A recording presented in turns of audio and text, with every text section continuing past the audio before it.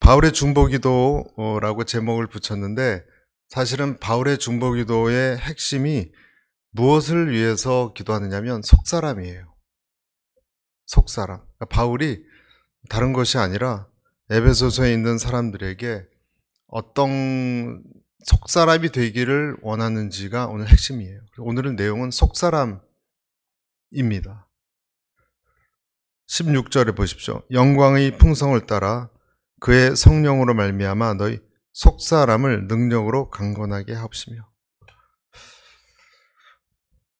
에베소 성도를 위해서 무릎을 꿇고 간절히 기도하는 바울의 제목은 속사람이 강건해지는 것이다. 오늘 그래서 저는 여러분과 함께 이 부분을 좀 집중적으로 나누고자 합니다. 이 말씀을 따라서 저와 여러분의 속사람이 강건해지는 그런 진리의 말씀을 듣게 되고 적용할 수 있기를 바랍니다. 어떤 사람이 속이 강건한 사람인가? 먼저 자기 자신에 대해서 개별화된 생각을 가진 사람입니다. 무슨 말이냐? 자기 자신에 대해서 남과 비교하지 않고 개별화된, 나는 하나님의 독특한 나만의 존재라는 어떤 그 생각을 가진 사람이 건강한 사람입니다. 남의 눈치를 그래서 더 보지 않고 덜 보는 사람. 이것은 여러분 이기적이고 자기 중심적인 것과는 달라요.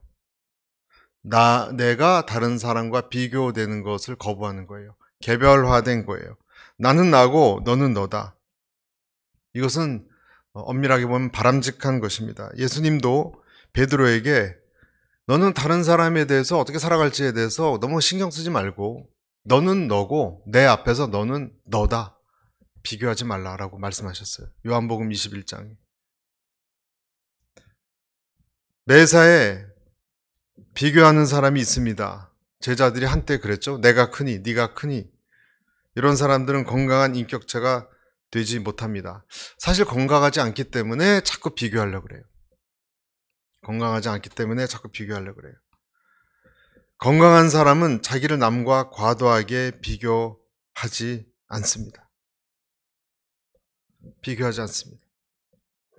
직장을 다닐 때도 그런 일이 있었어요. 제가 무엇을 하면 꼭 다른 부서에 비슷한 일을 하는 사람이 저한테 와서 그 일을 어떻게 했느냐, 잘했느니 못했느니, 왜 신경을 씁니까? 그 사람은 그 부서에서 거의 비슷한 일을 하면 그대로 하면 될 것인데 비교하고 열등감을 느끼고 저에 대해서 우월감을 느끼고 하는 발언을 하는 것을 제가 목격했습니다. 역시 그 사람은 정서가 연약한 사람이었어요. 그러니까 자꾸 비교하려고 불안했던 것이죠.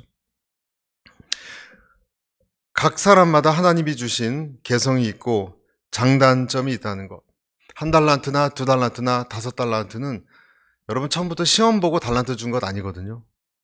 그렇죠? 시험 보고 그래 너는 능력이 그밖에 안 되니까 1달란트 주겠다. 누구는 5 주겠다. 그게 아니라 처음부터 하나님이 각 사람에게 시험하는 단위예요. 1달란트를 주고 2달란트를 주고 그것을 어떻게 운영하는지를 보고 더 주는 거예요. 하나님이 각 사람에 대한 계획과 생각이 다 있어요. 그런데 그것을 처음부터 나는 1달란트고 저 사람은 5인데 열등감 빠질 필요 없어요. 1달란트를 어떻게 소화해내느냐에 따라서 10달란트가 올 수도 있는 거예요. 그러니까 각자의 계획이 있다는 거예요, 하나님이. 여러분 믿습니까? 우리는 개별화된 생각을 가질 필요가 있습니다. 비굴해질 필요도 없습니다. 그래서 건강한 사람은 자기 개별성을 인정하고 그렇게 살아가는 사람입니다. 그리고 그렇게 되면 마음이 커집니다. 수용성이 넓습니다. 그 사람은 다른 사람이 말하는 것을 받아들입니다.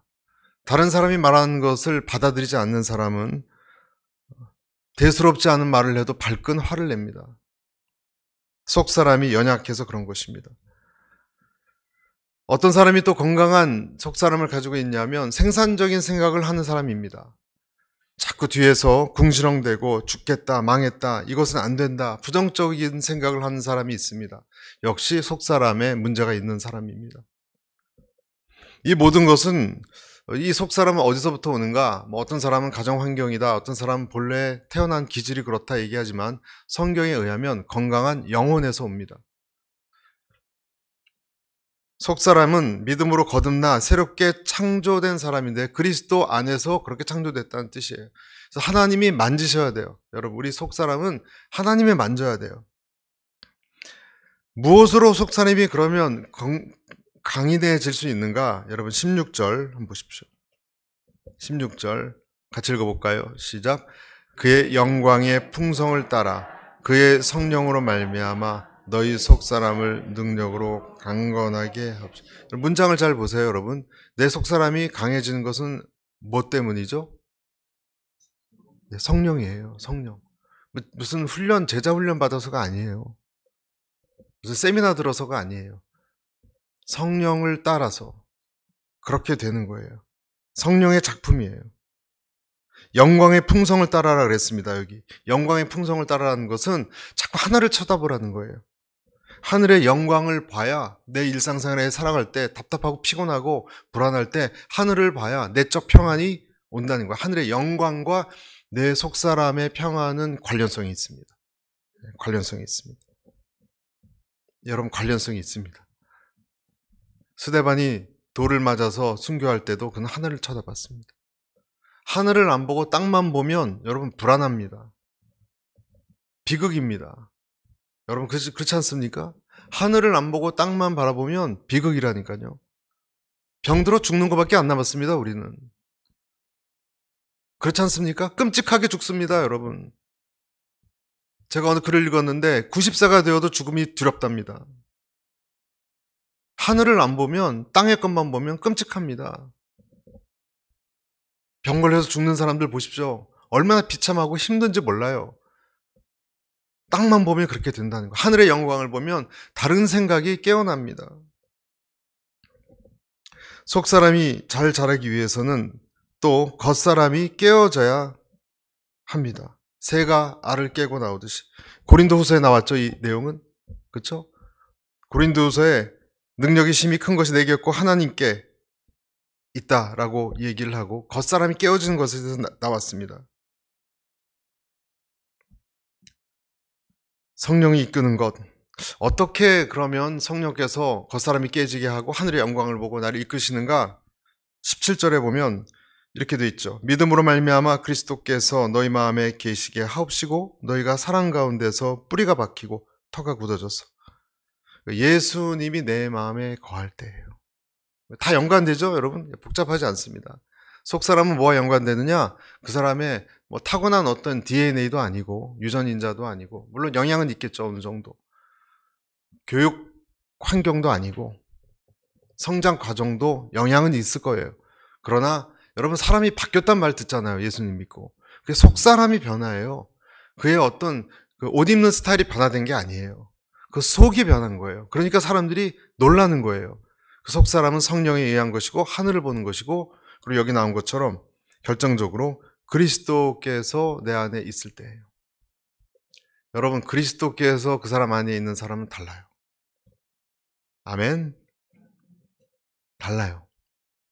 옷을 추리하게 입건 체격이 크건 운동을 많이 해서 체격이 좋건 하고 달라요. 그의 눈빛을 보고 그가 말하는 것을 듣고 그의 정신을 보면 이것은 정신력하고도 달라요. 뭔가가 있어요. 뭔가가 강인해요. 뭔가가 부드러워요. 그 사람은 우리는 보통 배짱이 두둑하다거나 두려움이 없다거나 요동함이 없다. 그래서 그 사람을 속사람이 강건하다고 말하지 않습니다. 그런 것하고도 관련이 없습니다. 속사람은 순전히 믿음에 대한 것입니다. 속사람은 믿음에 대한 것입니다. 예수님을 잘 믿고 그를 의지하고 그런 사람은 배짱이 두둑하거나 기질이 강하거나 하는 것과 관련이 없습니다. 배짱이 두둑한 사람도 믿음이 없으면 흔들리고 눈동자가 흔들립니다. 두려워서. 거구도요, 여러분, 눈동자가 흔들려요. 위기 앞에서는. 예수님도 눈물을 흘리셨고 눈물이 핏물 되도록 기도드리시고 두려움도 있으셨어요. 여러분 속사람이 강하다는 것은 두려움이 없다는 게 아니에요. 두려움이 똑같이 있어요. 예수님도 그랬잖아요. 얼마나 두려웠으면 제자들한테 창피하게 하나님의 아들이 하나님의 아들이 기도해달라 내가 죽겠다 그런 얘기를 했겠습니까? 그러니까 속 사람이 강하다는 것은 두려움이 없다 하는 것과 상관이 없어요. 두려워할 수 있어요. 그러나 영적 평안은 좀 더 다른 것입니다. 자, 속사람을 우리가 첫 번째 속사람에 대해서 알아보는데요. 1번, 속사람은 하나님은 시련을 통해서 강하게 합니다. 고린도 후서 4장 16절 이렇게 되어 있습니다. 같이 읽겠습니다. 시작. 그러므로 우리가 낙심하지 아니하노니 우리의 겉사람은 낡아지나 우리의 속사람은 날로 새로워지도다. 자, 이 말씀을 잘 보세요. 어떻게 우리 속사람이 강해지느냐? 가만히 좋은 어떤 고기를 먹고 운동을 해서 강해지지 않습니다. 이것은 철칙입니다. 속사람은 시련을 통해서만 강해집니다. 어려운 일을 겪으면서 강해집니다. 요셉 같은 사람은 어려운 일을 통해서 강해졌습니다. 쉽게 어려움을 당한 사람은 대부분 그래요. 자기 분노 때문에 자기 스스로 꼬꾸라집니다. 자기가 생각을 하나님과 연관시키지 않는 생각을 하면 자꾸자꾸 우울해져서 자기 감정, 그러면 성경 잠언에도 나오잖아요. 자기를 갉아먹습니다. 생명력을 갉아먹습니다. 신경이 갉아먹습니다. 분노와 자기 파멸적인 생각, 거기서 헤어나지 못합니다. 계속 그게 그냥 맴돌면서 계속 테이프 돌아가듯이 돌아갑니다. 자기 안에. 자기를 찌르고, 해치고, 약화시키고, 또 분노나게 하고, 의기소침하게 만들고. 그러나 요셉 같은 사람은 이 모든 일을 하나님과 나 사이에 어떠한 그 특별한 관계 안에서 보려고 노력을 했어요. 그래서 하나님이 특별한 꿈을 주셨고, 꿈을 꿨다는 것은 하나님의 음성이 민감했다는 뜻입니다. 하나님을 의지하고 하나님의 말씀에 민감한 사람. 그렇게 노력할 때 하나님은 그를 그 멀리 떨어뜨려 놓고 시련을 통해서 이방 땅에서 하나님만을 의지하고 집중하고 자기 우울과 분노와 낙심 그리고 음란 이런 것을 이겨내는 사람이 되게 했습니다. 여러분 속사람이 강건해지는 것은 성령이 임하면 시작이 되지만 하루아침에 이루어지는 것은 아니에요. 하루아침에 이루어지지 않습니다. 보통 인간관계의 고통을 통해서 이루어집니다. 또 삶의 크고 작은 사건을 통해서 이루어집니다. 영적 성장은 우리의 속사람과 연관되어 있습니다. 속사람이 강해지면 영적 성장이 당연한 것입니다. 요한복음 12장에 한 알의 밀이 따로 죽지 않으면 안 되고 죽어야 열매를 맺는다고 했습니다. 여러분 그 말씀도 비슷해요. 생명이 어디 있어요? 껍질에 있습니까? 한 알의 밀 안에 있어요. 그리고 뭐라 그랬습니까? 여러분 떨어져서 땅속에 적절한 수분과 온도가 될 때 겉의 껍질이 깨어져야 돼요. 겉의 껍질이 깨어지는 것이 좋은 거예요. 그때 생명이 터져 나온다 그랬어요. 이것도 비슷한 고린도 후서 말씀과도 연관되는 거예요. 그렇죠? 겉사람이 후패한다는 것하고도 연관되는 거예요. 하나님은 신비하게도 우리의 겉껍질을 깨트리는 것을 의도하세요. 한 알의 밀알이 갈라졌는가, 껍질이 갈라졌는가, 그렇지 않는가가 관건이에요. 그러니까 여러분, 우리들 생각하고 얼마나 다릅니까? 우리는 그냥 멋있게 보이고 싶고 잘 살고 싶어 하는 게 다예요. 근데 하나님은 그렇지 않아요. 우리 겉껍질을 깨트리길 원하세요. 내 의견을 깨트리길 원하세요. 내 총명함을 깨트리길 원하세요. 우리를 헐어버리기를 원하세요. 왜냐하면 그렇게 될 때 내 속에 있는 어떤 크림 같은 게 나와서 나를 살리는 어떤 것이 되기 때문에 그런 것입니다. 여러분 가끔 우리가 사람을 만나면 예리한 지성을 가진 사람을 만날 때가 있습니다. 굉장히 똑똑해요. 또 굉장히 강한 감정을 가지고 있는 사람을 만날 수 있습니다. 대단한 정말 철과 같은 의지력을 가진 사람을 만날 때가 이 사람은 잠도 안 자고 일하는 것 같고 명철한 두뇌로 감정 조절까지 완벽하게 하면서 인생을 살아가는 것 같이 보여요. 그런 사람은 자기 지성과 의지를 가지고 하나님도 잘 섬길 수 있습니다. 세상도 잘 섬겨서 인정도 받습니다. 하지만 그의 그 총명함과 의지가 막히는 때가 올 것입니다. 막힐 때가 옵니다. 자기 열심만 가지고는 예수의 피를 이해할 수 없고 절대로 하나님을 경배할 수 없다는 것을 깨닫는 때가 옵니다. 그 사람이 누구였냐면 카인이었고 그가 바로 야곱 같은 사람이에요. 야곱은 머리가 좋은 사람이었습니다. 근데 자기가 안 된다는 걸 깨달았습니다. 의의 열매를 맺을 수가 없습니다. 겉사람이 깨진 사람을 만날 때 저와 여러분이 꼭 목격하게 되는 것이요, 그의 영혼의 부드러움이에요. 여러분, 부드러운 사람이 깨어진 사람이에요. 딱딱한 사람은 깨어지지 않았어요.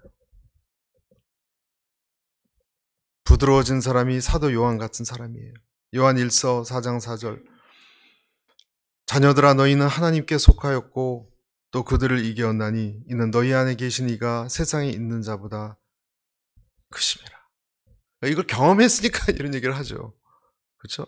내 안에 계신 이가 이 세상보다 크시더라. 사도 요한은 요한계시록을 썼어요. 반모섬에서. 자기는 다 깨졌어요. 그런데 엄청난 하나님을 봤어요. 그런 사람 부드럽습니다. 저도 더 부드러운 사람이 되기를 원하고 저 여러분도 다 부드러운 사람이 되시기를 축복합니다. 부드러운 사람이 강한 사람이에요. 소리 지르는 사람이 강한 사람이 아니에요. 불안해서 소리 지르는 거예요. 두 번째, 속사람이 강해지기 위해서는 시련 속에서 무엇을 떠올려야 된다고요? 하나님의 사랑. 시련만 갖고 되지 않아요. 시련만 갖고 시간이 지나면 그는 강한 사람이 될 수는 있지만 따뜻한 사람, 예수님을 아는 사람이 되긴 힘듭니다. 17절에 너희가 사랑 가운데서 뿌리가 박히고, 예수님의 사랑으로 뿌리가 박혔다는 거예요. 여러분, 이것은 그냥 거친 뿌리가 박히고 하고 달라요. 예수님의 사랑으로 뿌리가 박히고. 그러니까 고생은 똑같이 했는데 예수님의 사랑을 깨달아가면서 고생한 사람은 그냥 고생만 한 사람하고 달라요. 여러분, 나이가 들어가면서 고생만 하면요, 괴팍해집니다. 그냥 괴팍해집니다. 그러나 그 안에 예수님의 즙이 흘러 들어간 사람은 따뜻해집니다. 예수님이 날 사랑하신다는 것을 받아들인 사람. 요한 1서 4장 16절 이렇게 돼 있죠? 너무 좋은 구절이라서 같이 읽어볼까요? 시작. 하나님이 우리를 사랑하시는 사랑을 우리가 알고 믿었노니 하나님은 사랑이시라. 사랑 안에 거하는 자는 하나님 안에 거하고 하나님도 그의 안에 거하시느니. 이런 표현을 할 정도면 얼마나 하나님의 사랑이 들락달락했을까요, 여러분? 여러분, 예수님을 믿으면서 어떤 사람은 하나님의 사랑을 진짜 느끼면서 말한 사람이 있고 어떤 사람은 배워서 그래야 되니까 말한 사람이 있어요. 하나님 당신을 사랑하십니다 이렇게 얘기한 사람이 있고, 전도할 때도 어떤 사람은 정말 그 얼굴 표정과 느낌이 사랑에 절어있는 하나님의 사랑을 안 사람이 말한 것 같은 사람이 있어요. 아무나 그렇게 되는 것 같지는 않지만, 그러나 두 번째가 바로 주님이 말씀하시는 속사람이 강건해지는 키입니다. 사랑을 받아들인 사람만큼, 한번 생각해 보십시오. 사랑을 많이 받아들인 사람만큼 강한 사람이 있을까?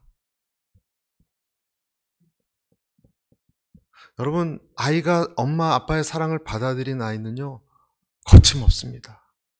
뛰놀고. 사랑을 못 받은 아이는 쭈삣하고 두려움에 꽉 차 있습니다.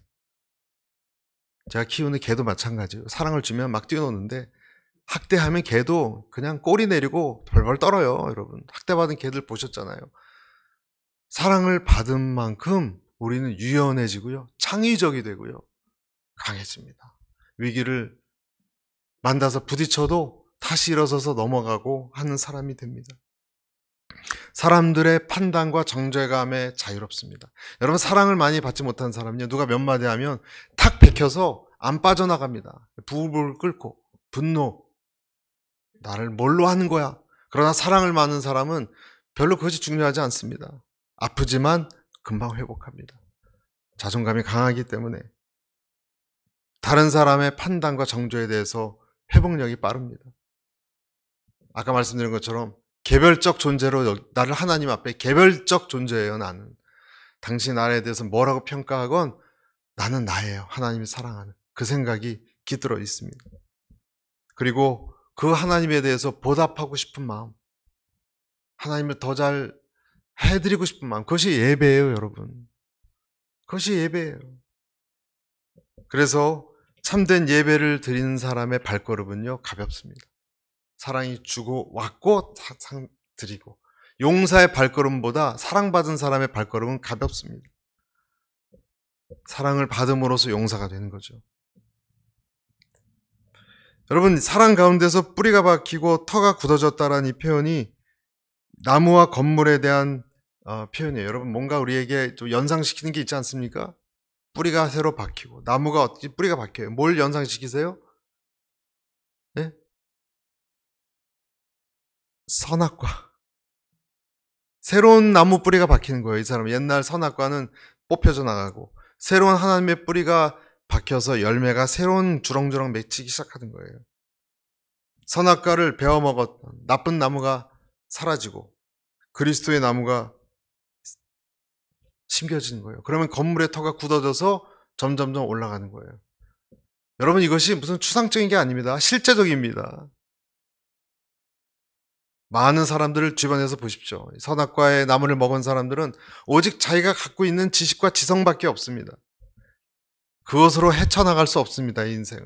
그러나 그리스도의 나무가 박힌 사람은 다른 식으로 대처하고 어떤 힘이 있고 내가 누군지 알고 그들은 못 느끼는 행복감을 느끼는 어떤 것이 있고 사랑이 있고, 왜? 내가 누군지를 알고 어떻게 사랑을 누구에게 돌려드려야 될지를 알고 다른 사람과 어떻게 인간관계를 맺을지를 알게 되기 때문에 전혀 다른 삶을 살아요, 여러분.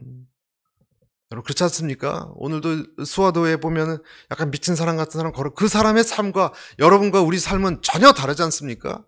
다른 것이 뿌리가 박혀 있잖아요, 우리에게는. 알코올 중독과 마약이 아니면 살 수 없다라고 부르짖는 사람들의 삶과 예수 그리스도의 나무가 있는 사람하고는 천지 차이 아닙니까? 똑같은 팔다리가 있고 머리가 있고 음식을 먹어도 전혀 다른 세계, 전혀 다른 존재로 사는 거예요. 할렐루야. 얼마나 이 하나님의 사랑이 흘러들어오는 것을 믿고 경험하는 것이 중요합니까?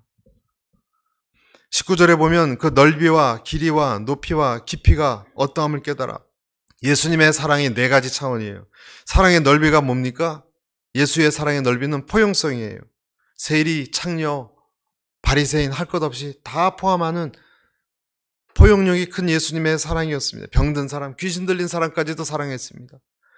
사랑의 길이는 뭡니까? 두 번째, 여러분, 예수의 사랑의 길이는 뭔가요? 영원까지 나가는 거예요. 우리의 사랑은 몇십 년 못 가지만 예수님의 사랑은 죽어서도 이어지는 영원성을 가지고 있어요. 여러분 부모도, 여러분 형제 자매도 그들이 살아있는 동안밖에 우리를 사랑 못합니다. 여러분의 부모도, 여러분도 여러분 자녀를 여러분이 숨이 붙어있을 때까지밖에 사랑 못합니다. 예수님은 내가 죽어도 내 자녀를 또 나를 사랑해 줄 수 있는 분이에요. 길이가 달라요.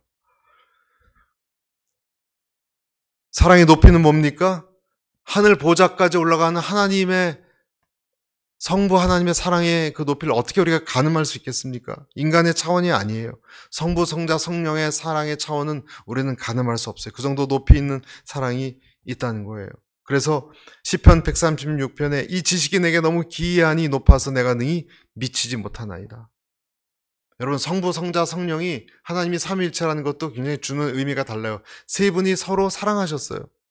하나님이 사랑이라는 것이 이미 행동으로 하고 계셨다는 거예요. 이것은 그냥 추상 단어가 아닙니다, 여러분. 사랑은 우주의 본질입니다. 우주의 본질. 사랑의 깊이는 뭡니까? 70번씩 7번 사랑하는 깊이를 얘기하는 것입니다.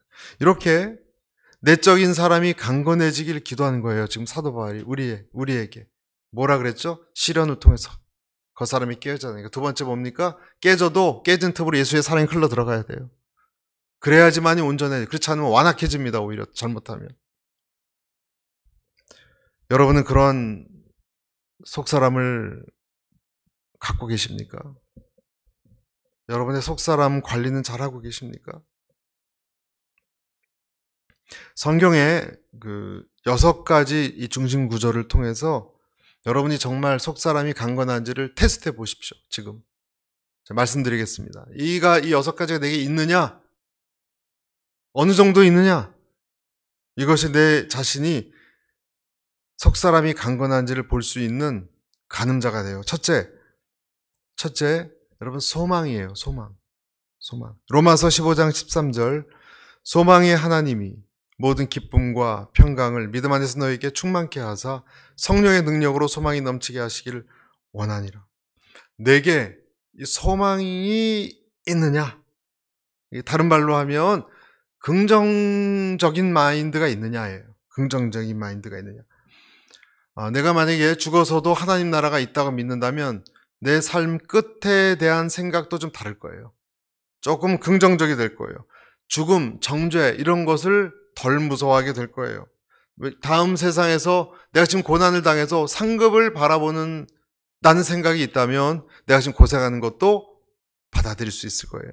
능력을 주실 거예요. 그리고 마지막 때 하나님이 정의롭게 심판하신 것을 안다면 내가 지금 속상하고 억울하고 아무도 몰라주는 아픔이 있어도 그렇게 고통스럽지 않을 거예요.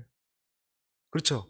나중에 다 알려질 텐데, 나중에 다 리포팅이 될 텐데, 리포팅이 될 뿐만 아니라 적당한 처벌이 온다는 것을 내가 안다면 나만 안고 있는, 나만 지니고 있는 억울함이 뭐가 그렇게 억울하겠습니까, 여러분? 그렇죠? 그렇잖아요. 모르니까 억울한데 이게 다 알려진다고 하는 것을 믿는다면 그렇게 억울할 것도 없어요. 악인들이 엄중한 심판을 받는다. 이 하나님의 주권에 대한 생각이에요, 다.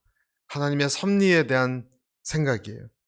섭리에 대한 소망이에요, 여러분. 그래서 이 소망은 내가 지금 일어난 모든 것을 합력해서 어떤 선을 이룬다는 것을 알 때 그 사람은 속사람이 이런 생각이 충만한 사람은요, 속사람이 강한 사람이에요. 그런 사람은 그렇게 낙심하지 않습니다. 낙심할 때도 있습니다. 그러나 다시 생각하고 다시 기도할수록 이 사람 살아납니다. 회복될 거야. 반드시 이 어려움은 뜻이 있을 거야. 뭔가 하나님이 계획하는 게 있을 거야. 뭔가 하나님이 선한 뜻으로 이 일을 진행하고 계실 거야.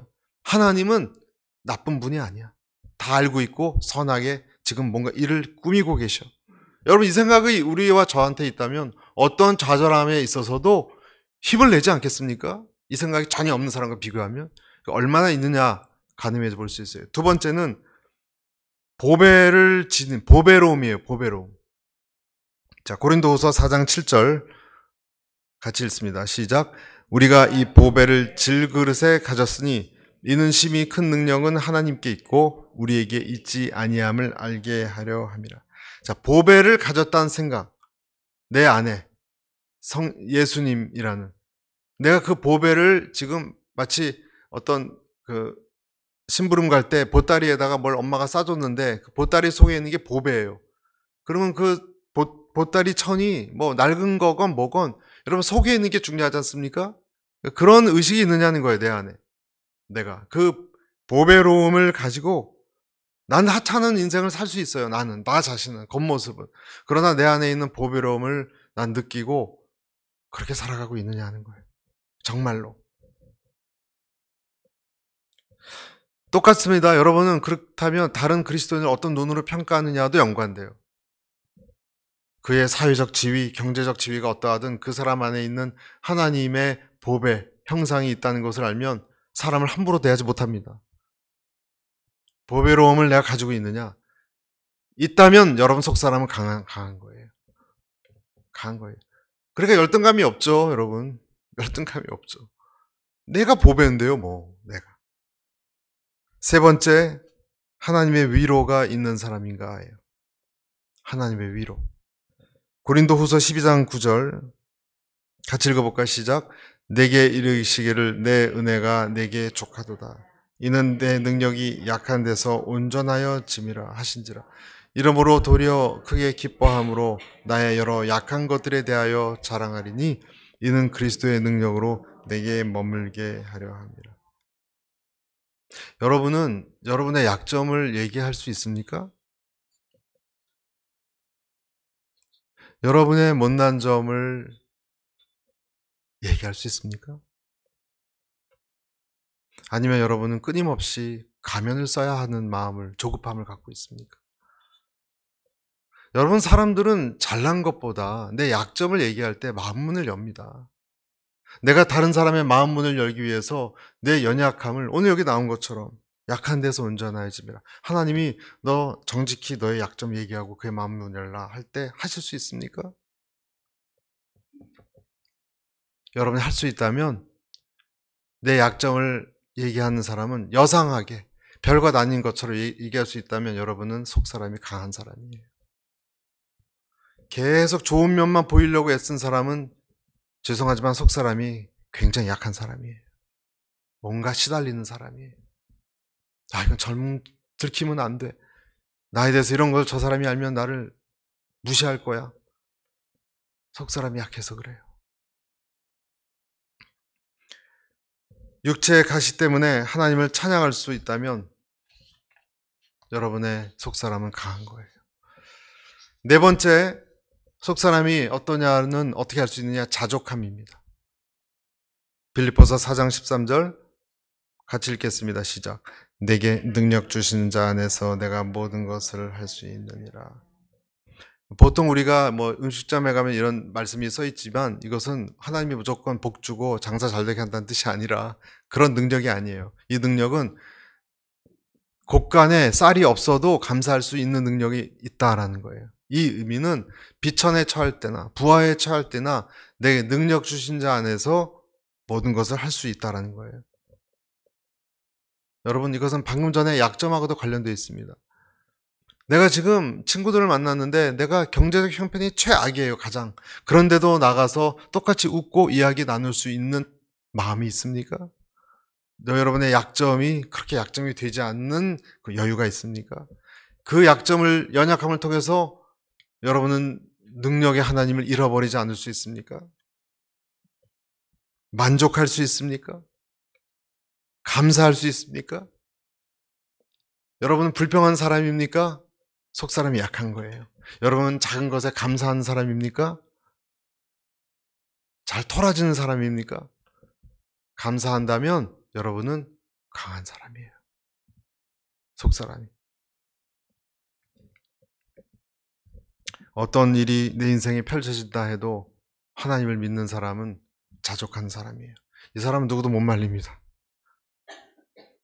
다섯 번째, 속사람 강한 사람의 표징은 인내의 마음이에요. 골로새서 1장 11절 그 영광의 힘을 쫓아 모든 능력으로 능하게 하시며 기쁨으로 모든 견딤과 오래 참음에 이르게 하시고. 여러분, 시간이 가고 내가 지금 답답한데 이 시간이 낭비되는 것 같을 때 그 생각을 바꿔서 하나님 안에 내가 있기 때문에 지금 지나가는 모세의 40년이 되었건 요셉의 시간이 되었건 하나님이 계획한 철저한 하나님에게 이미 보시기에 필요한 시간이다라는 그런 생각이 있습니까? 인내할 수 있습니다, 그 사람은. 왜냐하면 달걀이, 여러분, 사람이 깨트려서 병아리가 나오면 금방 죽는다 그랬잖아요. 그러니까 고통스러운 시간을 겪으면서 달걀이 깨어져 나오는 시간이 필요하다고 여겨서 놔둘 때 오히려 면역력이 생겨 병아리가 살아나는 것 같은 믿음이 있듯이 여러분에게 인내의 마음이 있다면 여러분과 저의 속사람은 강한 거예요. 시간의 결정권자는 하나님이세요. 할렐루야. 네, 마지막 여섯 번째, 수고하고자 하는 마음이 있습니까? 골로새서 1장 29절 마지막 같이 읽겠습니다. 이를 위하여 나도 내 속에서 능력으로 역사하는 이 역사를 따라 힘을 다하여 수고하노라. 여러분의 시간을 들여서, 이번에 아우리치 간 사람들 참 이런 면에서 해당될 수도 있지 모르겠습니다. 내 시간과 비용을 들여서 주님을 위해서 드리는 것이 아깝지 않습니까? 아깝지 않은 사람, 내 노력과 눈물, 주님을 위해서 쏟아지는 것이 가치 있다고 여겨지는 사람, 그 사람은 속사람이 강한 사람이에요. 어떤 사람은 아이고 아까워, 왜 그런 일을 그런 데 써, 너 좋은 거 좀 뭐 좀 해먹지, 옷을 사지. 그게 아니라 하나님 보시기에 옳은 것이 세상에 보기에는 의미 없을지 모릅니다, 여러분. 그러나 내 노력과 내 비용과 내 시간을 할애해서 드리는 것이 아깝다고 생각 안 하는 사람, 속사람이 강한 사람이에요. 할렐루야. 여러분의 속사람이 강건해지시길 바랍니다. 여러분의 개별성을 기억하십시오. 개별의식을 가지십시오. 그리고 그것은 여러분의 실현과 예수님의 사랑으로 인해서 강건해집니다. 그리고 이 6가지를 점검하십시오.